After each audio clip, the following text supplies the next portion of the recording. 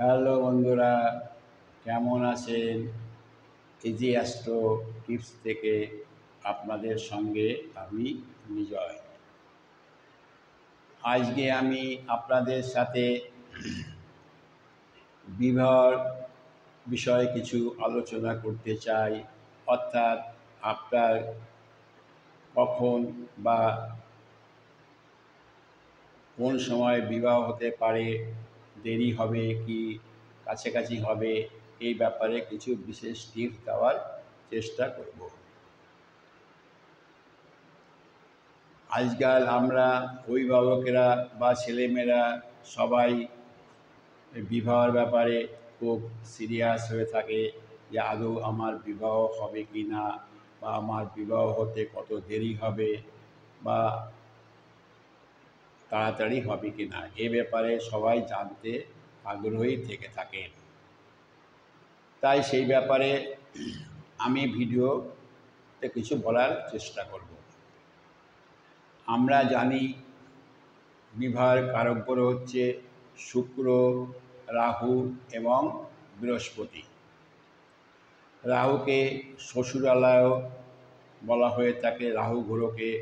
তাই এই তিনটি গ্রহ বিবাহের কারক গ্রহ বলে ধরা হয়ে থাকে বিশেষভাবে।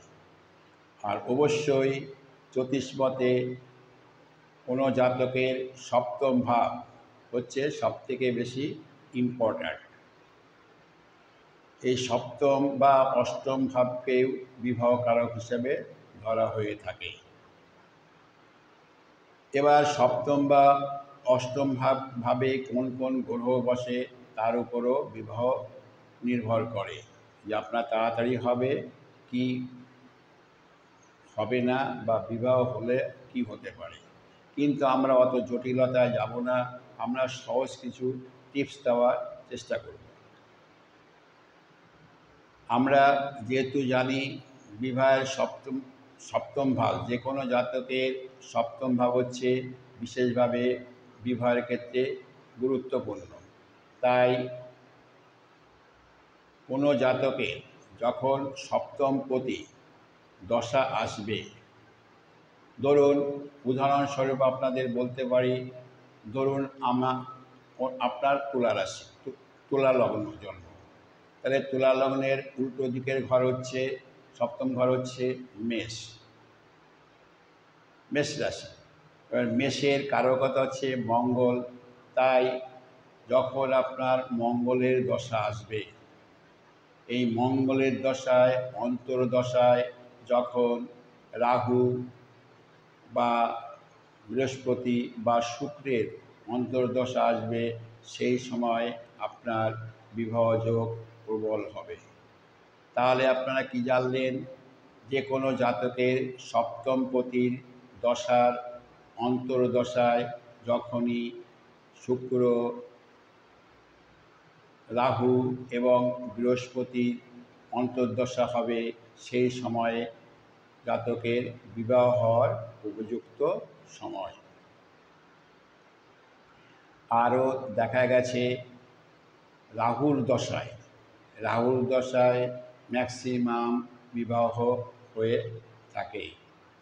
শুধু এইটুকু জানলেই হবে না, ছকে অন্য অন্য গ্রহের কারকতাও আপনাকে জানতে হবে, কি পজিশনে আছে, কোন গ্রহ কী আছে, তার দৃষ্টি কী, এগুলোই জানার একটা ব্যাপার থাকে। আমি সহজ কিছু টিপস দেওয়ার চেষ্টা করছি।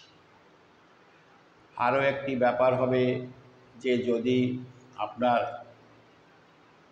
সপ্তমপতি বা লগ্নপতি বা শুক্র নবাংশ চাটে আপনার পঞ্চম ভাব বা নবম ভাবে থাকে, তাহলে আপনার সেই সময় বিবাহ যোগ দেখা দেয়। এই সময় বিবাহ চেষ্টা করলে অবশ্যই বিবাহ হওয়ার সম্ভাবনা থাকে। তাই আপনারা লক্ষ্য করবেন, জ্যোতিষের কাছে গেলে জ্যোতিষরা বলে আপনার তো যোগ কেটে গেছে, পরবর্তী যোগ আসতে অমুক সময় লাগবে। এই হচ্ছে সাধারণ ধারণা। পরবর্তী ভিডিওতে আরও নতুন নতুন চমক নিয়ে আপনাদের কাছে আমি আসব। তাই পরবর্তী ভিডিও দেখার অনুরোধ রইল। এবং সেই ভিডিওটি পেতে গেলে আপনাকে অবশ্যই ভিডিওটিকে সাবস্ক্রাইব করতে হবে। সাবস্ক্রাইব করলেই আপনার পরবর্তী ভিডিও আপলোড হওয়ার সাথে সাথেই আপনার কাছে পৌঁছে যাবে। ভিডিওতে লাইক, শেয়ার করবেন, নিজে দেখবেন, অন্যকে দেখাবেন। ধন্যবাদ।